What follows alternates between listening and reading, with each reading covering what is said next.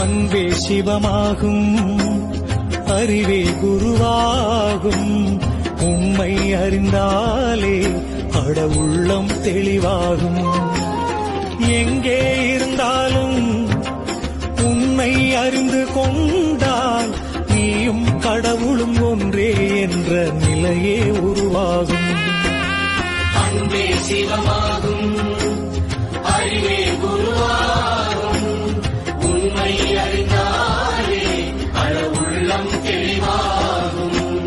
குருவே சரணம், குருவே சரணம், ஞான குருவே சரணம்.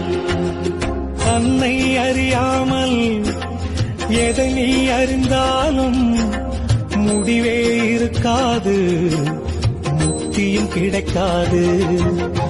அறிவால் நீ அறிந்து சர்க்குரு